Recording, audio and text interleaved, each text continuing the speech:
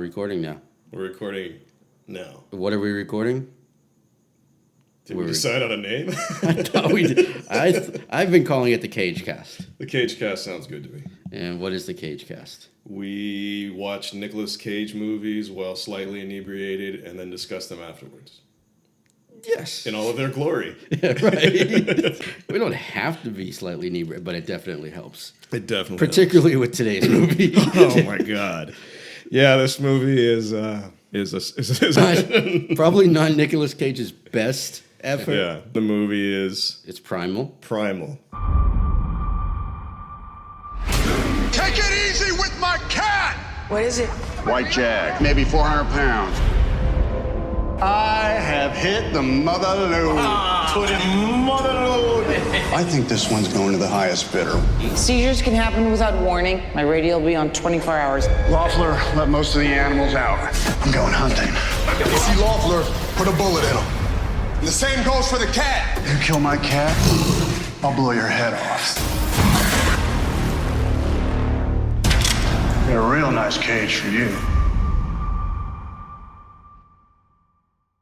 Do you want to give a brief synopsis of that?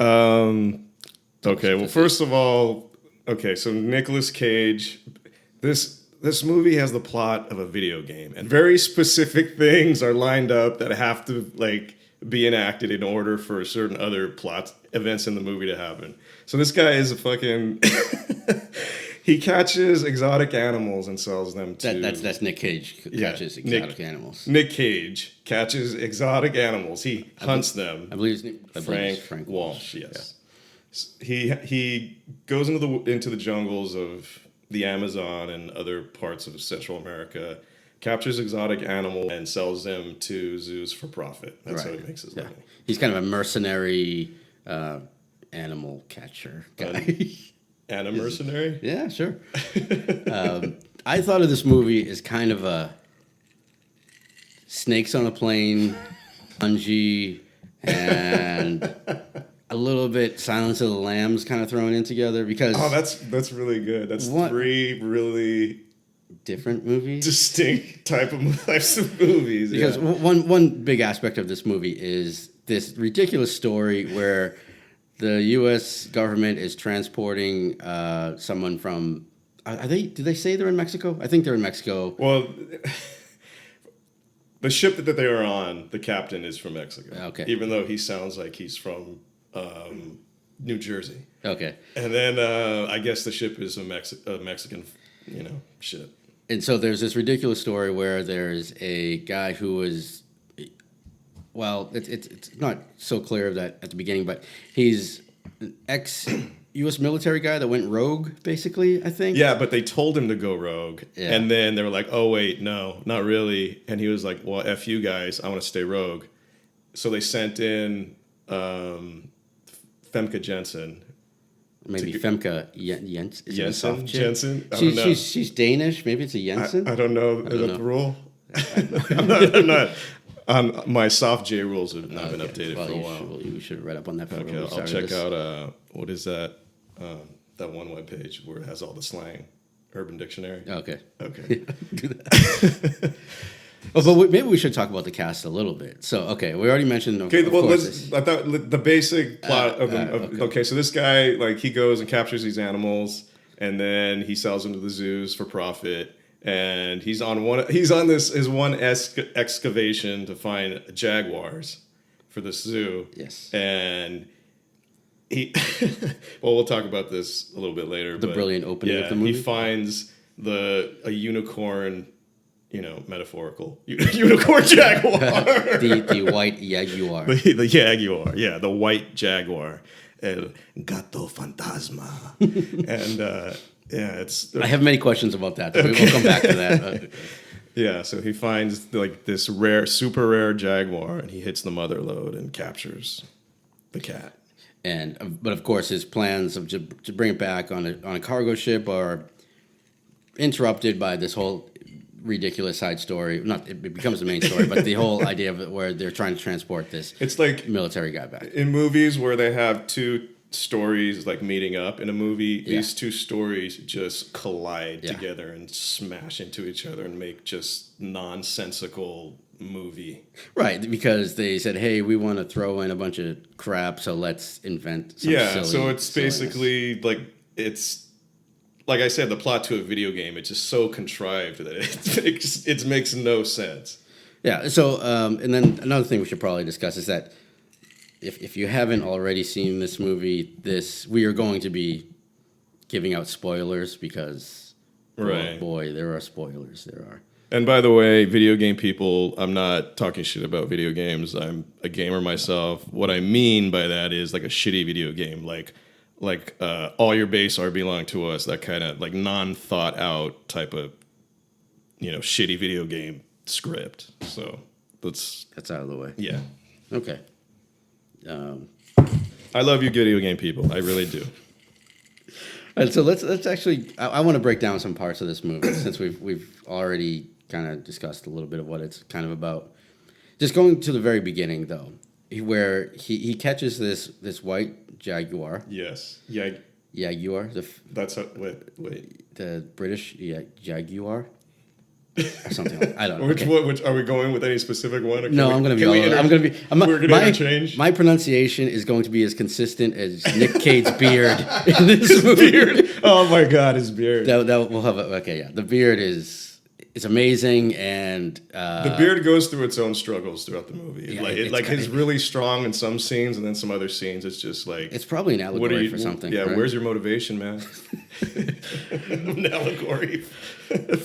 Yeah, okay. So, but the first kind of there's many plot issues with this movie. But the thing is, so he catches this jaguar, and he is going to transport it back, and the guy that he had hired from the local village refuses to go with him. It has something to do with their beliefs in the white jaguar, but I wasn't clear. So is he not going with them just because he's afraid it's a man eater, or is it some mythical creature and he just doesn't want to have anything to do with it? It's just I didn't understand why Diego. I wrote his name. Yeah. Down. Diego doesn't want to go with Nick Cage. Is it just because the director wanted to have that 2-minute scene of Nick Cage driving through the jungle? Is that? I don't know. I didn't understand why that was a big thing. The purpose of that scene Yeah. was to mysticalize. Is that a word? Mysticalize the jaguar. Okay. The jaguar. Oh, well, it worked. El gato fantasma. Yes. So Which probably should have been the name of the title of the movie, I think. that would have been a way better title than Primal and its god awful title sequence, which just it hurt my heart. It made it bleed. It was pretty weak. Well, the movie, and I know we're jumping all over, but the movie looks bad. It does not. It looks awful. It kind of looks a little and I know you can probably do a better job of explaining why, but it looks amateurish to me. But if you want to go into that, you can. No, because I'm not too much of an expert myself, Okay. but like you could tell, like the lighting and the color grading were just really badly done. Like it looks awful and really, amateurish is the word. Okay. Which is interesting because this is a Lionsgate movie. I don't know if that means anything, but as people that are not experts in movies, like when you see like Lionsgate, you think of like what? Not a shit movie typically. Well, not necessarily. Just like something has a lot of money put behind it, and this looked like it did not. Well, clearly from the CGI, there was not a lot of money put into this because the CGI is fucking awful. It is. Well, it's mainly used on the Jaguar. Yeah. And now I cannot not say Jaguar. I think you were commenting during the movie, and I thought it was interesting because it looked like all of the CG was used for Nick Cage's beard. It was freakishly dark and unnatural at certain points. Yes. I don't know if a human man can actually grow what he had on his face.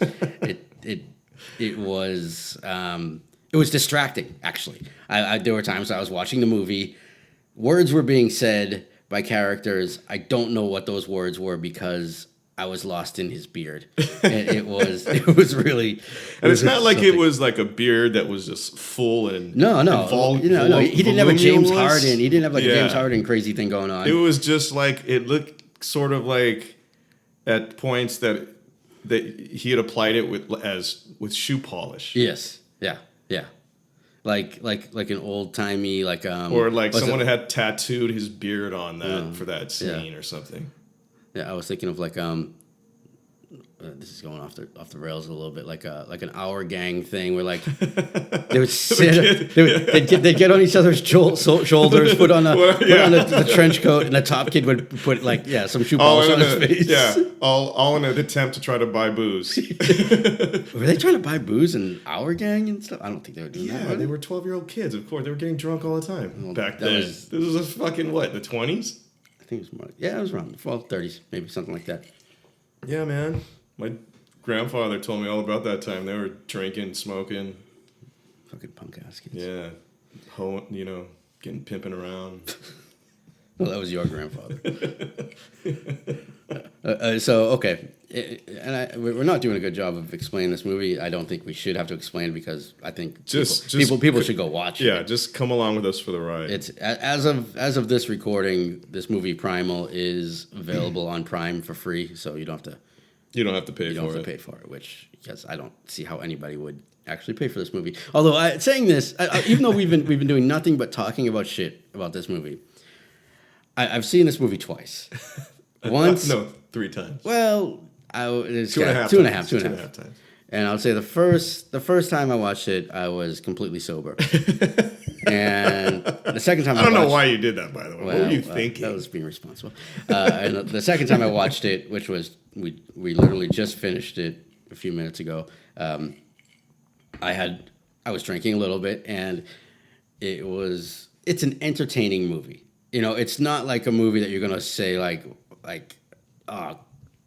I'm bored or anything like that, right?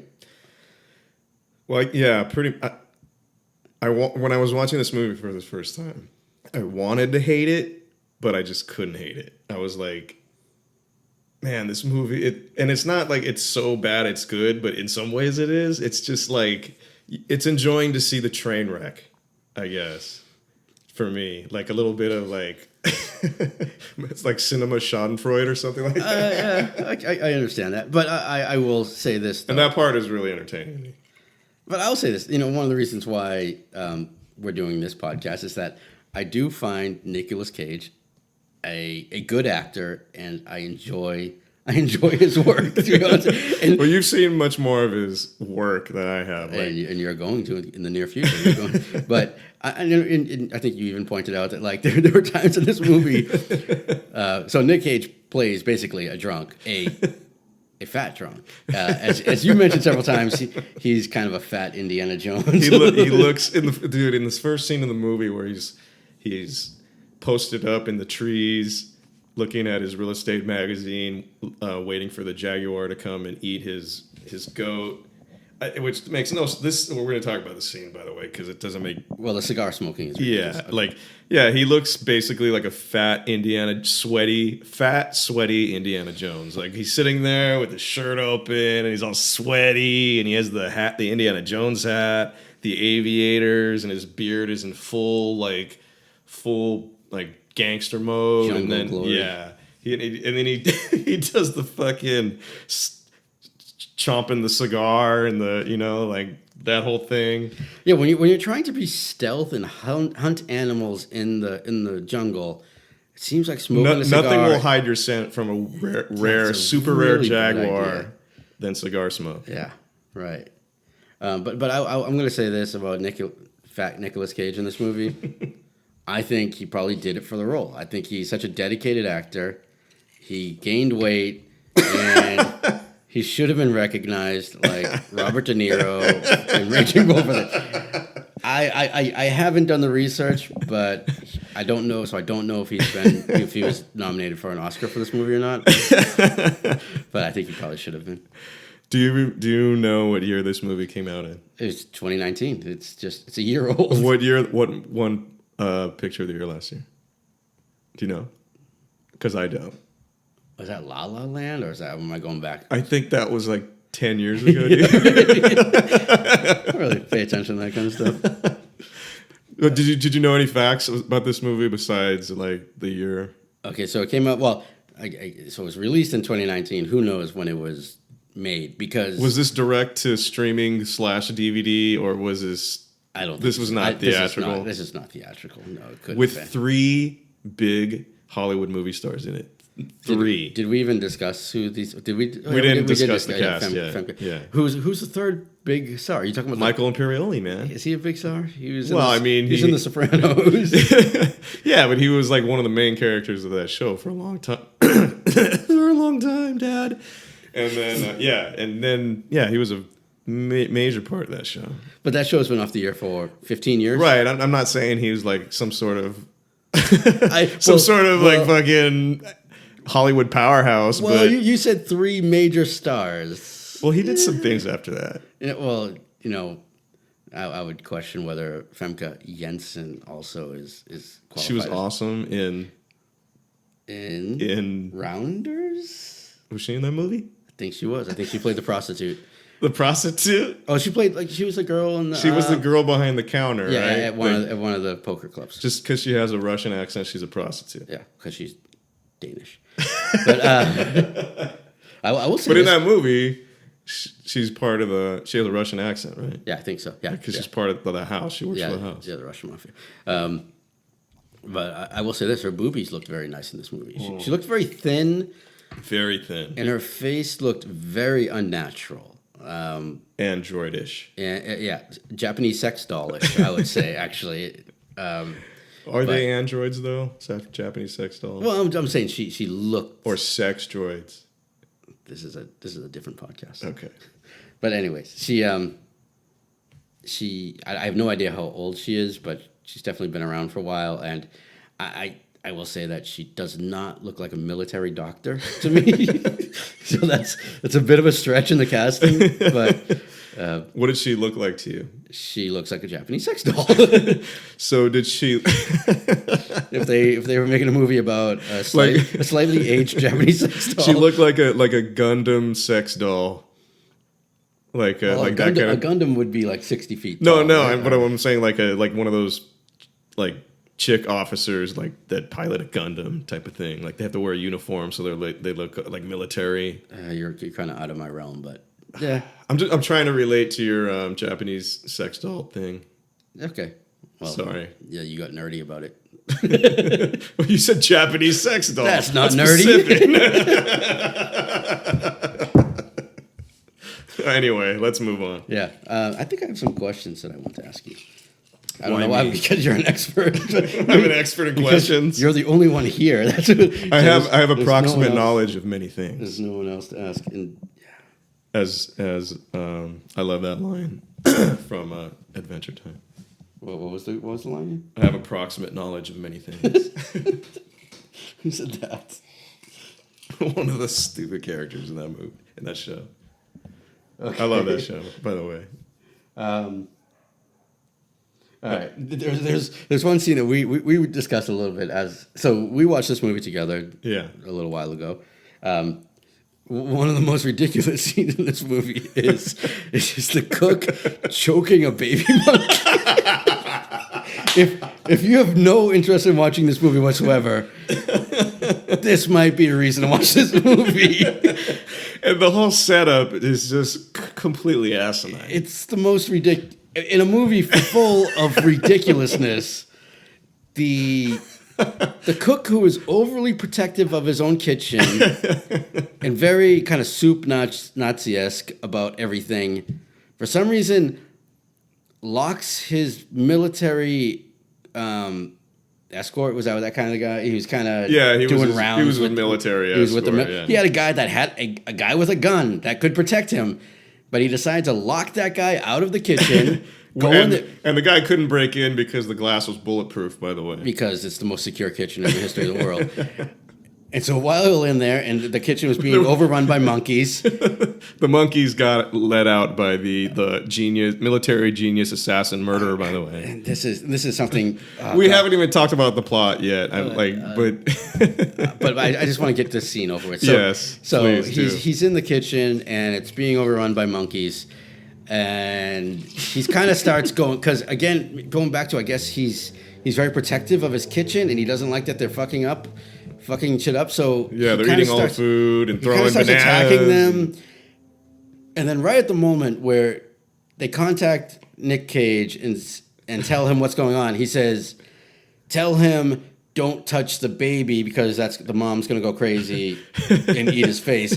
And right at that exact moment, the camera just centers on his face, and his face lights up as he spots a baby monkey, and he goes, and then just goes after the monkey and grabs it in two hands, and then tell us what ensues. He's like, he's gonna choke the monkey to death, I guess, for whatever reason. And then of course the mom and then whatever other adult monkeys that are there just go and they go ape shit on him. Yeah, they go monkey shit on him. And they don't have the budget to show it, or for whatever reason, but essentially they eat his face. They eat his face. And again, a group of like 4 military guys cannot get into this kitchen. It's the most secure kitchen. Yeah. And then the entire other squad shows up, and they're like, "Go get it! Lift up the door!" They're really trying to get in there, and they can't get in there. Yeah. These guys that are trained to storm buildings, and they can't get into a kitchen. Right. Okay, so let's get into this other part of the movie. What is the character's name? Loffler? Loffler. He is this ex-military kind of evil genius guy who is being transported he's back. He's basically either the bad guy in 80s/90s Arnold Schwarzenegger movie where you have to go after like the evil general that defected and that got a hold of nuclear weapons and is holding the world hostage unless, that kind of, he's that kind of guy. Like he's Colonel Kurtz basically, right? Like they send him into the jungle to fucking do counterterrorism shit. Yeah. And he was like this guy has all the military, like elite statuses you can have, like Green Beret / Navy. I know you can't do like this is how unrealistic this is. This guy has all that stuff, and he's trained in like all sorts of like military tactics, like army stuff, like stuff that you have to go to school for. Yeah, and I think they try to portray him as, because I said earlier that like this movie had elements of Silence of the Lambs. I think they tried to portray him a little bit as being like an evil genius. Yes, like that's definitely the Hannibal vibe. Lecter type of thing. Yeah, the introduction to this guy was just like clownish. It was like, because it wasn't intimidating to me at all. It was just like, what the fuck are they going for with this shit? And then they try to like rattle off his credentials of who he is and it just was not believable at all. It was just. Yeah, it was weak. I think weak sauce. He's trying to be kind of creepy and weird, but it's kind of silly, actually. Yeah, it put me off like a lot. Like he's not like they were going like his introduction was like a clownish Hannibal Lecter imitation. Yeah. So, but one thing I'm curious your opinion on this. What was his motivation for unleashing all the animals? Because that's just as dangerous for him as it is for everybody else, right? I think he's a man that thrives in chaos. Is that what it was? He just wanted like to fuck shit up. Yeah, and like he's a little bit Bane in that. Oh yeah, sense. Okay. Like take control of your ship, take control of your jaguars. Yes. So okay, because that was it just made no sense. Like, why would you release all these? Why would you release venomous snakes on a ship that you're also on? Like, if you release them and then you're getting the fuck out of there, then that makes some sense if you just want to like fuck with people. But you're staying on that ship too, dude. But snakes aren't like, unless you step on them, they're not dangerous. They're not going to go after you. It's not like in this movie they go after you. Yeah, in this movie, there's a couple of them that think they're on snakes on a plane. Yeah. They really wanted they were extras that got cut, and they really wanted to show their acting chops. So they use this movie to go after people and show how dangerous they are. Yeah. Okay. And then where else do I want to go with this guy? So that guy, I think that's enough about that character. Kind of. But he's in the. This is Kevin Durand. I only know him from The Strain.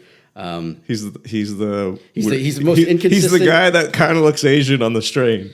Yeah, but he's Canadian. Well, not that Canadian, can't be Asian. But so, anyways, does he have like a mustache or something in that show? I don't think so, but he has a lot more hair. He looks different to me in this movie than because I haven't seen a lot of The Strain. Excuse me, The Strain, but I've seen a few episodes, and I've only seen his character a little bit, so I'm not like too familiar with how he looks. But it seems like he looks different.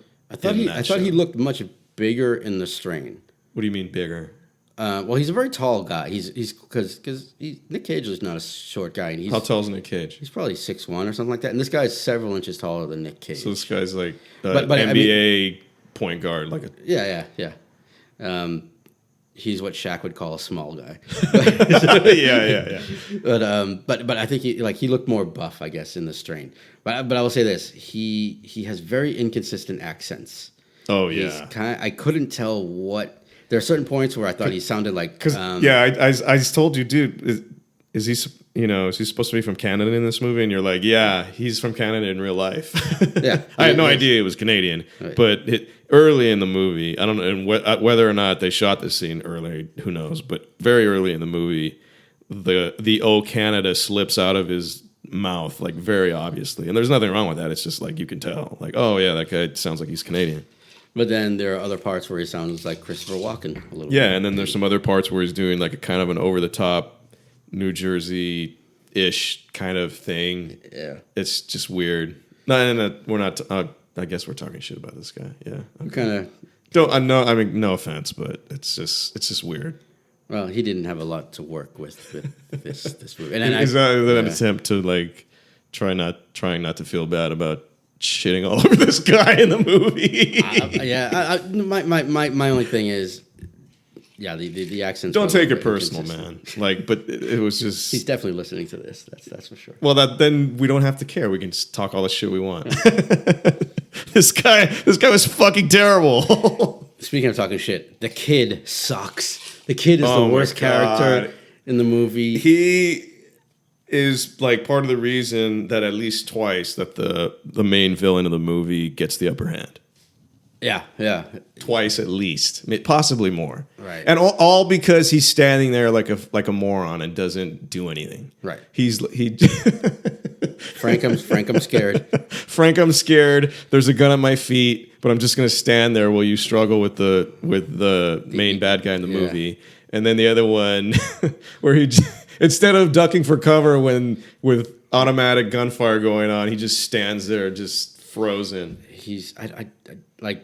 I don't know if there's supposed to be something wrong with this kid, but he. I don't think there was supposed to be. It's just yeah. I don't think there was. No.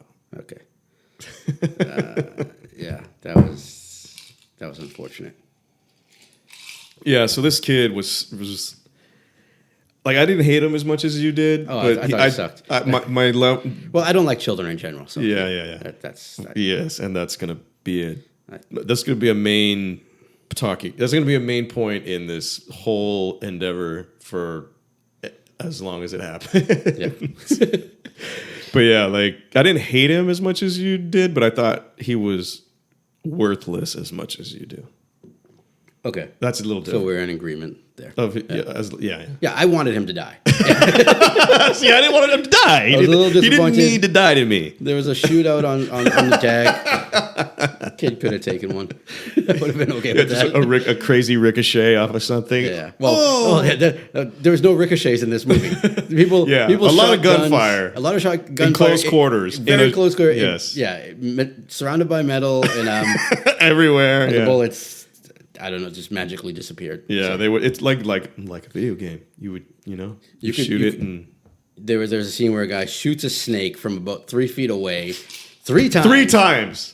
But the bullets apparently, like the snake is thick enough to that full bullets just stay in the snake. I don't know. It was. It probably had something to do with quantum. Well, obviously. Yeah. Because there was that in this movie, too. It was definitely... maybe we're probably missing a whole other sub-level of this movie. I think we watched the same movie, but they were different. Whoa. That's quantum, dude. This movie is, whether it's observed or not, it's just a different movie. Okay, so let's just go through this movie quickly. Okay, do you want to do this? Yeah, I'll start off and then I'll hand it off to you. And then, okay. So yeah, the opening scene, he's up in the trees waiting for this fucking jaguar. He's like, but he doesn't look like he's hunting this thing. It looks like he's relaxing on a porch somewhere with a cigar and a bottle of whiskey. Yeah, and he's sweaty, and it's just like. He has no attempt at camouflage whatsoever. He's just up on a platform in the trees with a goat dangling below him. Yes. And then it's just, for some reason, maybe it's his rare unicorn jaguar senses. He something's approaching. He can tell, whatever. He makes Nick Cage makes faces. Does he hear something or? Well, he is there to hunt a jaguar, right? But he's kind of surprised that he didn't expect to find a white jaguar. No, because those are so rare. He can sell for $100,000. No, $1 million. $1 million to his. The regular jaguars, the black jaguars, those are $75,000. Okay. But the white unicorn jaguars are $1 million. Oh, well. So just in case you encounter one in the future, get it. Get your blow dart. Get your Carrera? Is that what they were called? Get your sea darts. Yeah. And then then we get into that. Oh yeah, we're drinking, by the way, right? Yes. And I need some more of this because I can't drink without. Well, as I said before we started, I prepped a beer so I wouldn't have to crack open a beer. You son of a bitch. You did that because you wanted this moment to happen. You were hoping that this moment I'm a professional podcaster, and I prepare my alcohol in advance. You son of a bitch. I'm going to get more whiskey. For all you young podcasters out there. So why don't you take over? Damn it, beep that up. Bitch. Also, you're moving your chair around. That's not going to work either. Cut it in post. You want to get a drink? Yes. Okay, good. We're gonna cut this up. No, don't worry about it. I'm gonna cut all this out. Okay. Maybe we shouldn't. Is this ASMR? What does that mean? What is that actually? I don't know, but I like it though. You really? I like some of it. I don't even know what it is, but some of the ones that say ASMR, I like them. Rudy is pouring himself a Bushmills on the rocks. Bushmills on the rocks. Yes. Where did the Bushmills go? If you can find the Bushmills. See, I wanted to call this. This was supposed to be like a whiskey and whiskey thing for some reason. Was this because you want to drink whiskey? You want an excuse? You want an excuse to drink whiskey? That's why. And I thought it was gonna be like the Whiskey Cage Cast, or like so. I thought of a name, the Whiskey Cage. I don't know if you call it. Did you come up with that name? Yes. Okay, we'll discuss it. We'll check the notes. The notes will be affirmed. Okay. Well, I'm drinking beer, so this is clearly not a whiskey cage. Well, now we can't call it that because, does it have to be exclusively whiskey, or does it just have to have whiskey involved to be qualified to be called the whiskey cage? I'll have to check with the Podcast Association of America. The PAA? Which we are... Did you pay your PAA dues? Yeah, well, I'm a card-carrying member. Did you pay your dues? Yeah. $750 a month. It's a little excessive, I think. Are we back? Yeah, well, I don't think we ever left. Thanks to that break from our sponsors. Oh, I wanted to have a presents for this. Are we presented by Bushmills? No, I had a personal Oh, okay. I wanted. I don't know if that's a thing, but go ahead. No, I wanted to have a personal acknowledgement to the presenter for this podcast. This better not involve your cat. No. Okay. It's not involving my cat whatsoever. It involves a dear friend of mine, and I just wanted it to be dedicated to his legend. So I wanted it to be. So what's the name of this podcast? I think it's called The Cage Cast. The Cage Cast. Okay, that's cool. I'm fine with that. I just wanted to confirm that. Okay. The Cage Cast, presented by the legend of Brian Manygoats. Yeah, can we do that? Has Brian Manygoats passed? No. Son of a bitch. I thought we were doing like in memoriam or something. No, I just want him to be the official sponsor of the fucking podcast. Just because you like his name. No, dude, the guy's a legend. His name is Brian Manygoats. He's a legend. How many Brian Manygoats do you know? Not many. How many people do you know that know somebody named Brian Manygoats? One. There you go. Which is probably more than most. It's more than probably 300 other people in the world. Yeah, I guess so. This has really gone off the rails. Right. So anyway, we've discussed the first 5 minutes of the movie. Just a quick fun fact. Can we do that? Can we do fun facts? You can do whatever you want. There's no rules. This is Thunderdome. Fun fact. So after many years of not thinking about Brian Manygoats, for some reason, like he popped into my head. You did not clear with me prior to this that we were going to be discussing Brian Manygoats. Because I didn't. I'm telling you why I'm thinking about it now, because I hadn't been thinking about it for a long time. Welcome to the Manygoats podcast. So after many years of not thinking about Brian Manygoats, because I was friends with him in high school, for some reason I thought about him and I looked him up. And I know what it was, because I told you I knew a guy named Brian Manygoats, and you were like, no fucking way. And I was like, I have to prove this to him. And then I looked him up on Google, and there must have been 10 million hits. The first thing that came up was his fucking mugshot. Brian Manygoats. And that, ladies and gentlemen, is why we're not using our real names for this podcast. Yeah, that fool had been arrested I don't know how many times. But I could prove that he existed now. That's why I wasn't happy that he was a felon. I was happy that I could prove his existence. And I got to see a picture. That's, imagine, Christians, if you could prove the existence of God. That's what it felt like to me. That's how I felt. Wow. It was almost a religion. It was like, a religious didn't know experience. that was such a significant moment in your life. Yeah, it was. Okay. So Nick Cage. Yeah, this is the Nick Cage podcast. Presented by the legend of... It's not presented by Brian Manygoats. He's not giving us any money. He does not know if this is being recorded. He probably doesn't even know. It's a tribute. He probably does. Yeah. So this is only a tribute. Okay. So we are presenting this. Brian, this is for you. At least the first one. Okay. We don't know about the other ones. Because if somebody wants to pay us for this, then, sorry, buddy. Well, we are currently drinking Bushmills and Guinness. Hear that? That is the cling clang of ice in a cocktail glass with Bushmills, fine Irish whiskey. So, this is the Cage Cast, in case you forgot what you're listening to, because we have been derailed slightly.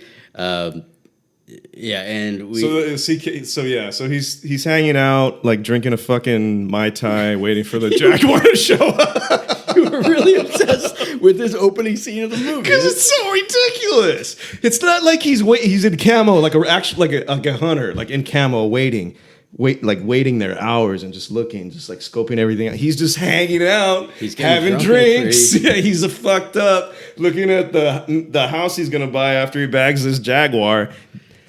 And so he gets his spider senses start tingling, or his Jaguar senses, and then he tries to get in. For some reason, his dart gun that has his special cocktail that paralyzes the animal but leaves him conscious. So he has a special cocktail he's mastered after all these years of doing this shit. But all the ammo is all wrapped up and packed away, and so is the gun. So he's not even ready. He gets his sense that the fucking jaguar's coming, and then he has to pull out his gun with the special darts, which is so ridiculous. Come on, dude. No. I'm not as passionate about this scene as you are because I recognize that it's silly. I think you do bring up some valid points. So it is very silly, and it's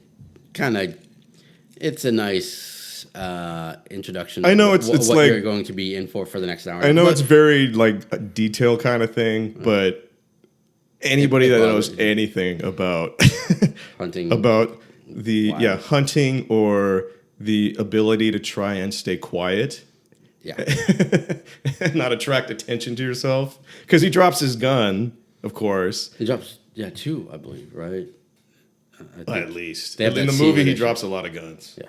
Well, that's a big thing in this movie. Not just people him. dropping guns. Famke Janssen, also Janssen. Johnson. You know what? Like those people, like she's Danish. She's Danelandian. Yes, but is that considered Scandinavia? Yeah, it is. Okay, she's Scandinavian. And when you say, because I'm really ignorant of this, when you say Scandinavia, you mean a region in Europe, right? Like, but I don't understand why. That when you look at a map, which I think I've done a couple of times in my life, a map. It's a part of mainland Europe, like the rest of like Norway, Sweden. That's kind of their own thing, right? They're separated. Yeah, they're up there. Denmark, as far as from what I can see, unless maps have changed recently, it's or part of coastlines. It looks like it's on mainland Europe. Denmark. Yeah. Yes. That's the one with the windmills, right? But yet, I believe it is considered a part of Scandinavia. We need someone to answer these questions for us. So why is that part of Scandinavia? But anyway. No, I want to talk about it. You bring up valid points. Okay. And that is interesting. I'd like to know that. But anyway, the Scandinavian people in general, like, they speak English so much better than we, because I have no idea how to pronounce anybody's name over there. But I can have a full-on, nuanced conversation with somebody from Scandinavia for the most part in my own language, and they know words that I don't sometimes. One of my favorite YouTubers is this Swedish heavy metal guitar player, and the dude, not just his pronunciation, his grammar, his knowledge of slang, it's like speaking to an American, basically. But it's like speaking to an intelligent American. Yeah, not the average American. Exactly. It's not like so talking anyway, to me. Yeah, I have no idea how to pronounce that chick's name. Yeah, but anyway, at some point she just. I'm just gonna call her Famke. Okay, she just drops a gun. That's probably She just drops a gun at one point. And she's a military officer. Well, she's a doctor. Yeah, but didn't she have to go through some sort of arms training? Yeah, but she probably doesn't. In the beginning of the whole journey? Yeah, at some to point. film military doctorhood? Yes. She had to, I think everybody still has to go through boot camp, right? Yeah. But she's no spring chicken, so that was probably quite a while ago that she went to. Okay. But she looks like she's afraid that the gun is going to bite her throughout the whole time. Maybe that's why she drops the gun so often. But I was just going to say, it happens several times in the movie. People just drop guns. Yes. It's very convenient. Do they call that a plot device? Yeah, lazy. Yeah, very lazy. I guess I could say. Okay, so then have we explained what else has happened in this movie? So then, there's so much shit going on in this movie that it doesn't make any because he hires his dude that has these trucks to be with them so he can get these animals back to the port. That's Diego. Yeah, we've already discussed Diego. Have we discussed Diego? Yeah, okay. Sorry, Diego, because I didn't understand Diego's motivation for not wanting to go with him. Oh yeah, because they were trying to mysticalize the jaguar. Yeah, and then but it makes no sense. It's because his explanation is his explanation is that his people have been feeding the white ghost, the gato fantasma, they've been feeding him for generations, or they've been feeding him human sacrifices. So that means they've been doing it for a long time, right? Because who's going to be doing human sacrifices 10 years ago? You know what I mean? You know what I mean? You don't know what goes on down there. That's true. Yeah. As you stare into the darkness. Well, you know, you've been attacked by sea creatures down there. there are sea creatures. South of the border. Let me tell you. Anyway, like his explanation makes no sense. Yeah. That was the first question I wrote when I was taking notes for this, which I did take notes because I'm a goddamn professional. You're professional. I was like, why doesn't Diego want to go with him? But Nick Cage still gives him money though. So yeah, his superstition kicks in. Diego's. Yeah, and then in a way, even though Nick Cage acts really, really hard to be a hard ass and to be act like he's doesn't care about anything, just himself and getting money from these animals. Like as much of a selfish prick Nick Cage tries to be, he has deep down inside he's got a heart of gold, and he gives the guy some money, looks like a $1 bill, so that Diego's son could have shoes. Yeah, so he gave your kid some shoes. Yeah, that are worth $1. So probably the Bruce Lee shoes down there. Okay. Those shoes are awesome, dude. You remember like Kung Fu back in the day? Of course. Yeah, that shit was bomb. But yeah, he does that whole thing, and then he goes and he gets on the ship. We've already discussed all of this. So, okay, no, but he takes the fucking caravan of animals to the port, which is a shockingly a lot of animals, a huge amount of animals. Yes, like monkeys. We got tapirs, which are like the weird elephant pig things in South America. Which I'd seen before. I didn't know the name of them until this. I learned something from this movie. Yeah, how about that? Do you want to know how? Actually, I think we both learned another thing about this from this movie. What is that? What the fuck was that raft? The blow up. Switlick. Sweatlick. Sweatlick or Switlick? Switlick. Switlick. I guess. Like swit a lick, motherfucker. I don't know how that helps. I don't know either.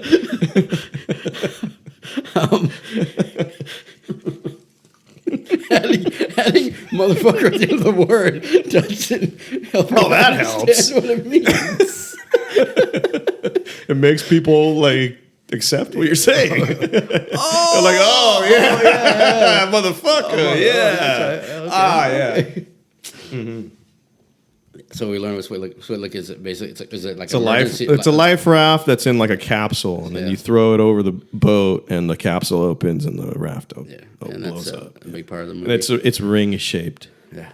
So I'm going to say this. You know, we're not doing a great job of explaining this movie. No, but so people should probably go watch it. You should watch it. Get alcohol first. Yes. Watch it. Make an enjoyment opportunity out of this. Yes, it's only an hour and a half long. It is not a big endeavor. It doesn't take a lot out of you, and there's not a lot of.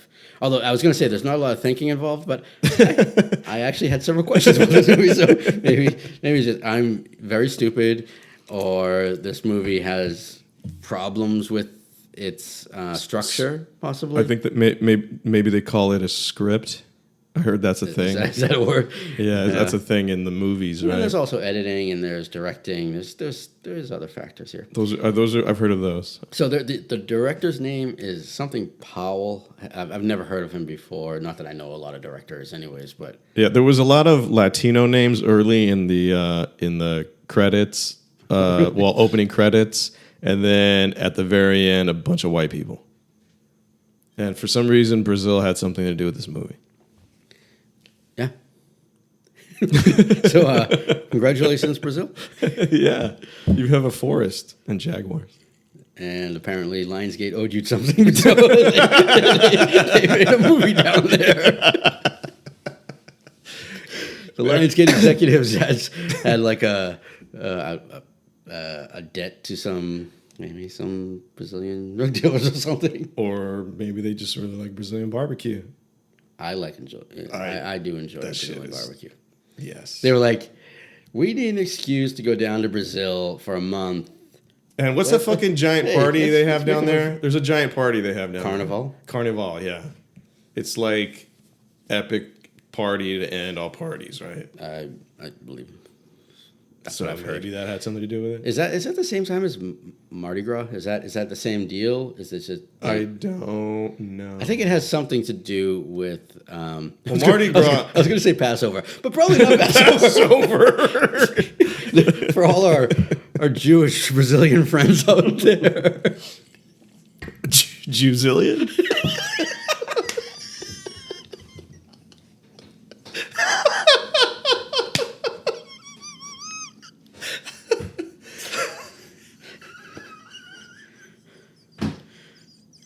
Wow, and then that also made me think of Jewzilla? Jewzilla, yes. God damn it. We have to cut this out. Oh, yes. Fuck. Would you recommend people watch this movie?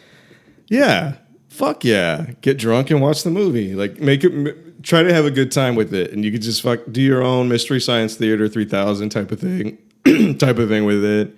Or, try to see if you could make sense of the plot from what we're talking about, and then see if that matches what you see in the movie. Because it's so hard to explain the plot of this movie. Like you have to see it. It's not that hard. We're just doing a bad job of it. I think we've done. I think everything that has to do with this movie, including us talking about it, is bad. So yes, that's correct. It's a very fitting inaugural podcast regarding Nick Cage movies because it's a mess of a podcast. It's a mess of a movie. God damn, you are such a professional. Well, like I said, I applaud you. Yeah, you should. Just don't. You're doing a good job, actually. Right, Because I know what you're doing. I'm like the lion, and you have the leash, and you're like the ring cage. You're the ringmaster, and you're like, I'm trying. I gotta keep this fucking asshole under control if this has any chance of success. I'm Nicolas Cage, and you're a jaguar. I need to dart you. El Gato Fantasma. Okay. So just call me that from now on. That's my name. Probably won't call you that, but okay. So anyway, he takes the fucking cat. We're still doing this, okay? Well, I mean, make this the game. See if our description of the plot matches your version of it in your head to the actual movie that you see. It shouldn't. It's not going to because yeah.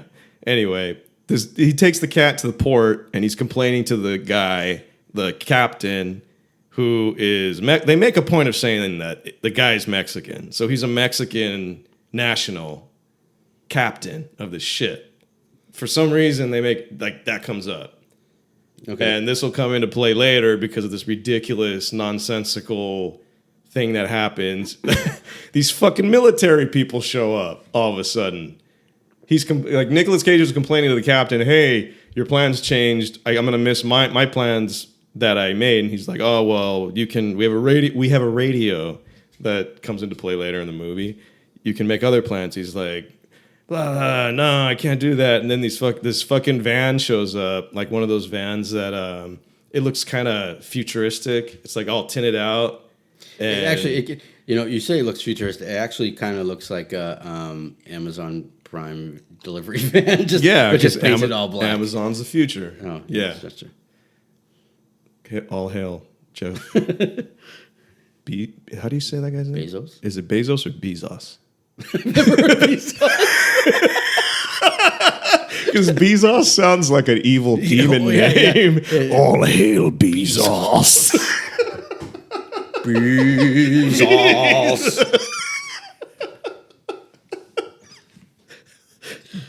Oh, Bezos. Bestow unto me my 2-day shipping.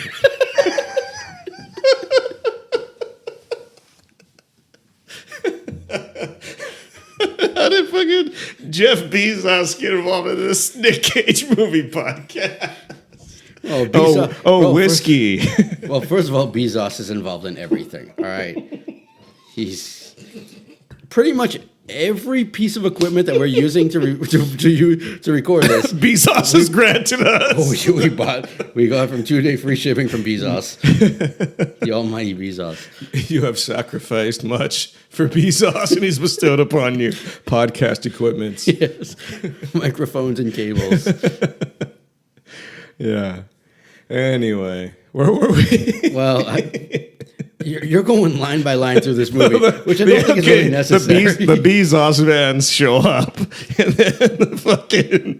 then every dude that's impersonating Arnold Schwarzenegger, at his peak. A lot of buff dudes. Yeah, a lot of buff army dudes that are all trying to do their buff army dude I'll be Bach thing. Jump out of this van and it's clear that they're the ones in control now. Yeah. And Nick Cage is not impressed though. He's not having none of it. Yeah. There's one other aspect of this movie that I kind of enjoyed. It's so childish, but there is some great silly name calling going on in this movie. I think. Oh my god, it was fucking awesome, dude. I wrote it down at one point. I think Nick Cage refers to them as federal retards. But he has so much conviction that you believe him. And then the engineer at some point refers to somebody as a shit for brains. It's just shit for brains. And it's just stuff that I would have thought was funny. Well, I would have thought what I was funny when I was 13, and it turns out I still think it's funny. Yes, we both laughed. Yeah. So the name calling was very silly. And I watched this movie twice. The first time by myself, and the second time with you right before doing this podcast. Yeah. And I laughed at all that shit both times. yeah, because it's ridiculous. I was just like, really? That was what they came up with in the script, huh? They had don't they have But it's so awesome, and I gotta say this for the guy, the guy he was Nick, the man in question, the Cage man. Yeah, the Cage man. I don't know, maybe he was overacting in some parts. I get whatever. If you want to get technical, whatever. I'm not an expert in that shit, but it seemed like he was trying to do a good job in some parts. He was really convincing as a drunk. Not saying that's not implying anything, but the way he did the scenes, because the guy's supposed to be a drunk, and the way he was doing it was it worked for me. I liked it. Especially his character was a persona character. He's a, you know what I mean? He's not he's a guy with layers, but he's projecting a persona. His character, right? Yeah. Now we're trying to get all fucking deep and analyze this shit. Well, I think you're right. I think he's deep down. He's a good man. Kind of lost his way. Yeah. And then this struggle has helped him find. Because then there's a sudden thing at the end where between him and Famke Janssen, she's just. First of all, there's a weird there shouldn't be, but is there a romantic thing? There's an attraction going on there. Yeah. Okay. Even though he looks semi-homeless throughout the entire movie. Yes, he does. Yeah. He's always sweaty. Every scene he's sweating. His clothes are filthy. He's got inconsistent beard. He's just he has consistent Cage gut. Yeah. He's got his gut. He's drunk. But you pointed out at some point Femke's looking at him and she's there's one scene that biting her as the camera is cutting away, it looks like she's about to do the thing that chicks do in metal videos from the 80s where they bite the lip, and then it's wait, that only happens in 80s videos? No, but that's where I remember from. I don't know. Yeah. Go ahead. So that thing where they bite their lip all sexy, and then you can usually it's the librarian right before she takes her hair and then down. She whips her glasses off and bites the lip, and then wait, she's hot. Yeah, and then all right, and then that whole thing. And then Eddie Van Halen jumps up on a desk and plays a guitar solo. Yeah, does a fucking awesome solo, and and David Lee Roth does karate kicks and screams. Excuse me. So, so there's some sexual tension between the two of them. It's just makes no sense because it feels manufactured. There's no. Would you say I don't? But it doesn't feel like they're forcing it. It just feels weird. You know what I mean? If it's otherworldly, it's like Twilight Zone shit. It's not like. It's not like the Star Wars prequels where you could see, this is just this is stupid. They're forcing this shit. It's different than that. It's more like Twilight Zone weird-ish. Does that make any sense? No, not at all.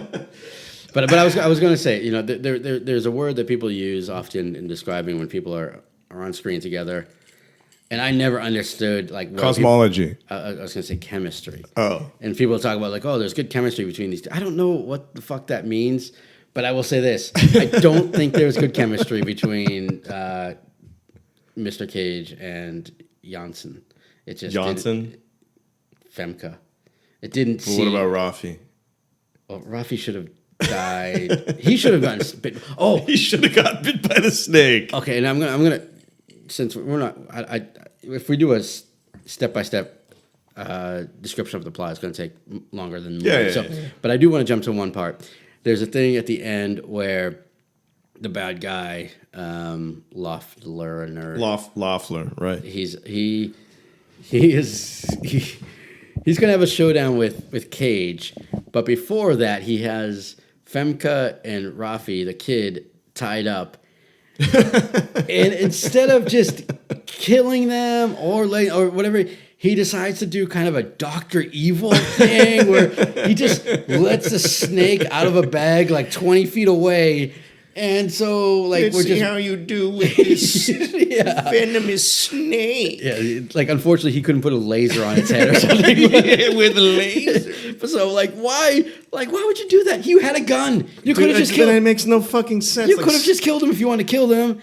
That snake could have just as easily come back and bit you in the fucking ass. Like, it wasn't like he was a snake wrangler. The only way that makes any sense is that, like, he was doing it as a sort of FU to Cage's character. Like, if they got bit, they were probably going to die, but they were, there, and he's going to see them die. That kind of thing. But this movie doesn't have that depth at all for that to be believable. Well, I think it goes back to a point you brought up earlier, where it's very video game-ish. Like, Nick Cage has to defeat the bad guy and then rescue the girl before. Like, he has it's video game-ish in like bad video game type of shit. Not like that's a typical video game plot, but yeah, like that old school, like terrible, blah, like. There's a the president has been kidnapped by ninjas. Are you bad enough to rescue the president? Like that kind of fucking terrible shit. Tell me more about this ninja game. It's called Bad Dudes. Is that a real game? Yes. The president has been kidnapped by ninjas. Are you a bad enough dude to rescue the president? And the game is called Bad Dudes. That sounds kind of awesome. So you got to be a fucking badass motherfucker or a bad dude and rescue the fucking president. Okay. Well, for our next podcast, we'll play the game Bad Dudes. So anyway, yeah, it's that kind of just like, but it's so executed so poorly that it's just fun to watch how bad it is sometimes. And Famke Janssen's character, who is a doctor in the movie, so you would expect to be intelligent, and maybe obviously she's no expert in animals, but her attempt to get the snake to go away is by stamping her feet, which I think she's trying to stab it with her stiletto pumps. She's not wearing stiletto pumps, but it doesn't seem like the right thing to do. Not that I know how to handle snakes, but aren't they attracted to vibrations and shit like that? Yeah, someone that has that level of education would probably realize a much higher education than I have. Yeah, would probably realize that the snakes are more afraid of you than you are of them. Oh, so maybe, is that what she's trying to do? She's trying to scare it away? Well, no, you don't have to do that. They're going to go away from you if you try. if you're not attacking them, they're not going to attack you. If you're not antagonizing it, it's not going to come after you. It's afraid of you. It wants to get the fuck away from you. They're not in the movie. Whenever there's snakes involved in this movie, they're constantly going after people, like fucking snakes in a video game, like enemy snake. They're coming after you, which snakes don't do unless they're really hungry. So if we have any snake experts out there, please call in and let us know your opinion. We'll be waiting. We will. Yeah, we want that info. Snake info. Stay here until somebody calls our phone. Did you give out the number? I don't think we have one. It's the internet. Just call us. Is this a good time to talk about the Yes Cerritos commercials? think that the greatest indicates. car commercials ever. I think that indicates it's probably a good time to kind of wrap things up. Maybe. Well, we haven't even gotten to any of the good stuff in the middle or the end of the movie. Well, people have to watch the movie. Well, How long have we been doing this? we've been recording for over an hour now. Like how long? This podcast now is almost as long as the movie itself. An hour and a half. Well, we're an hour and 5 minutes right now. Well, why do we have to stop? Because I got to take a piss. Well, why don't you just take a piss and come back? You kill my cat, I'll blow your head off. We're back from our alcohol. Oh, you did not. Well, your bottle is right next to you. You don't have to refill.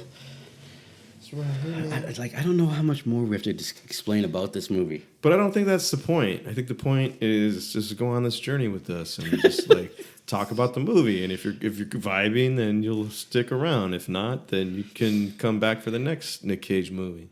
Because what else are we gonna do? I kind of want to listen to heavy metal. Okay, then let's give it let's just wrap it up then. All right, let's yeah. Any final thoughts on the movie Primal, starring Nicolas Cage, Famke Janssen, and the guy from The Sopranos, whose name I don't know. Michael Imperioli. Yeah, I think that's his name. That's a lot of vowels, and it sounds like an Italian. It sounds delicious. Like an Italian dessert, right? Yeah. It does sound delicious. Today's a cheat day. I'll have an Imperial. That sounds so good. Yeah. Like I said in the beginning, like I wanted to hate it, but I didn't have the heart to hate it. Like I actually kind of dug it in a sort of like self-hatred kind of way. No, that doesn't make no. I dug it in self-hatred. Okay. Yeah, no, I dug it in a sort of like this is a shitty movie, and I'm enjoying watching how these people got together because they're like these are people that you have heard of who they are. They might not have. Well, Nick Cage was a big star, but the other people is a big star. Is still a giant supernova in the sky, like diamonds. Yeah. So, so yeah, but you know. Apparently, you knew. We both had heard of Famke Janssen. Janssen. Jens. And we're not. I'm not. I swear to God, I'm not doing this on purpose. I really don't know how to say her name. The way I've usually heard it pronounced is Famke Janssen, but I'm just from my knowledge of that part of the world. Yeah. Usually, it's a soft J. Okay, so Janssen. I'll go with that. Yeah. I'll. You have a little bit of knowledge about that.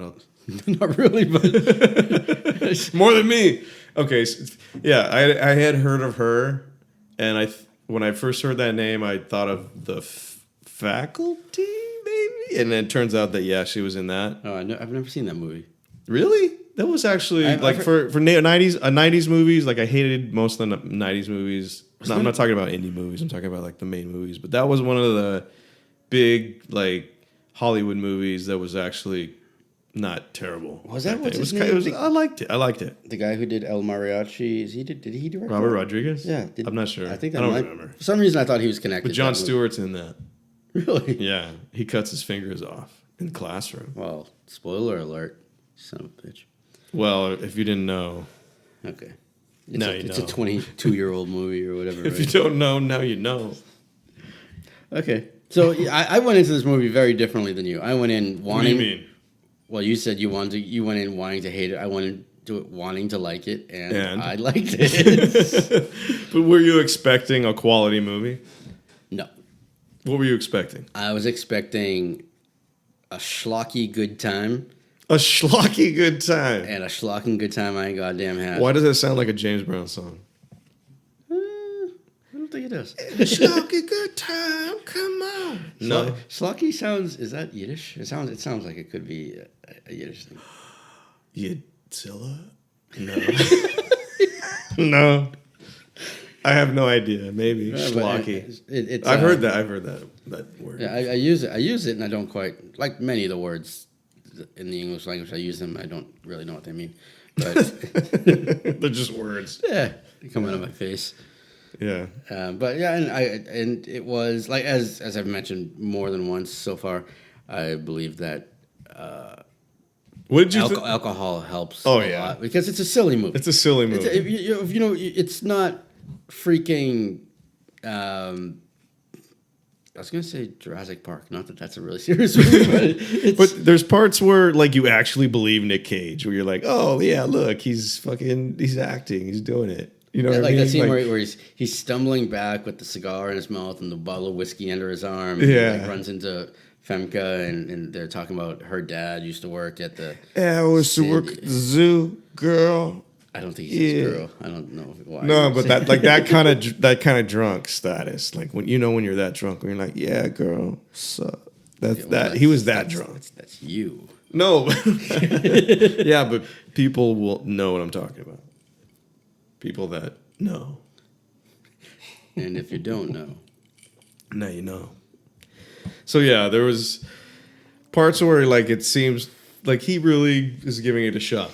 I don't know how much he was. How much do you think he was paid for this movie? I have no idea. But just if you had to guess, what would you say? I couldn't even just guess.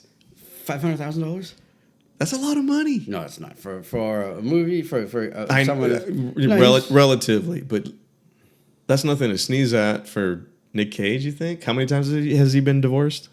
How many bitches does he owe money to? Well, let's I mean, find outstanding women.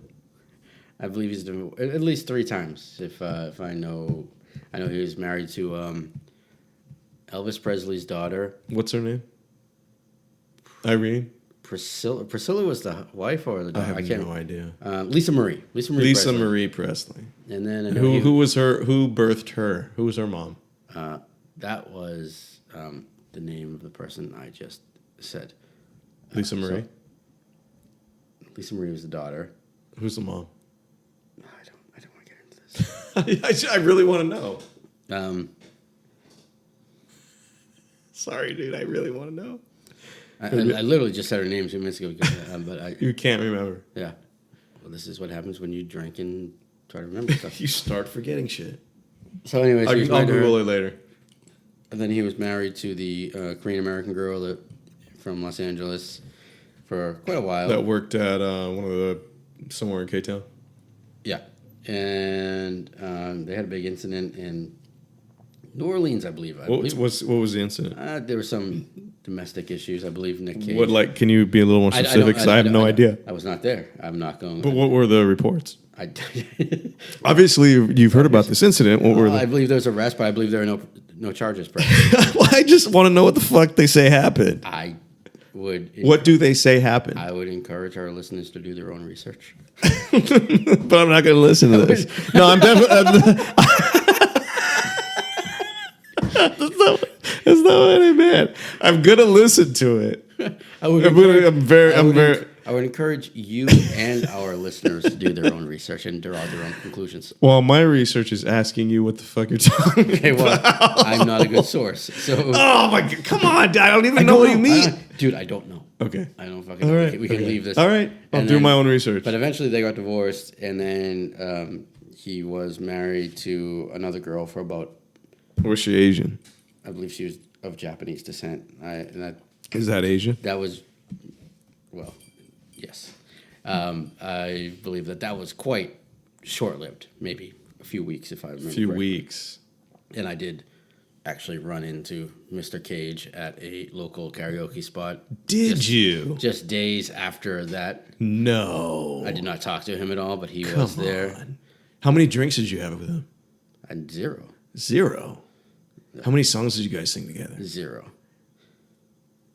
Did you guys do Under Pressure by Queen and Dave Bowie? I believe I just said we did 0 songs together, so the answer to that question would be no. God damn it. Yeah. Okay. That sucks. So what was he drinking? I don't know. So, like, how was their table ordering? Who was going over there? I left pretty soon after they arrived because he showed up with a crew. Like, what was the crew composed of? People that were significantly younger than him, I would say. What dudes and chicks. Like, how many people would you say? I'd say there were probably 10 people, and I specifically recall Nick Cage telling our mutual friend Kay, yes, there's more people coming. And that's when I got my check and got the fuck out of here. And he was the oldest dude there obviously by a lot. Well, of the crew that I saw. Okay. And were this crew mostly comprised of Asians? No. What was the crew It was comprised of? mostly younger white people, I guess. Oh, okay. I'm just curious. I didn't really take a census of the whole. No, the only reason I'm asking is because it seems like Nick we- Cage likes Asian chicks. I don't know. And we were. Well, his last 2 wives were Asian. We were in Little Tokyo, so Then that makes sense. yeah, So I think he's acquainted with the culture. flavor. Yeah, this is gone. Once again, As one of our favorite the sports rails. talk radio personalities in Los Angeles, Victor Jacobs would say, he is a man of very. He's like a giant teddy bear. He loves everybody. are you talking about VTB or Cage? VTB, Okay. but Cage. That's the whole point of this podcast. It's called the Cage Cast for the most part. Well, at this point, it's called the Cage Cast. That could change. We'll see. We'll see. Anyways, I think we've reached the end. The end has come. Yeah. It's come for us. Yeah. Yeah. So this is the Cage Cast. It was the Cage Cast, and Watch the movie Primal. It's free on Amazon Prime. If you have Amazon Prime, it's free on the Prime app. yes, And if you have you can cast it to your Chromecast if you can do that shit. I don't think that. Be technical. Be yeah. I don't think we need to explain that. But anyways, yeah. So I watched the movie, and It's gonna be it's fun. Just wait for it to be stupid and you'll enjoy it. And yeah, get drunk and get high, smoke a little bit and watch it. you don't. Well, you can. Hey, Do what you do and watch the movie. yeah. I agree. All right. Thank you. Thank you. Appreciate it. Roll,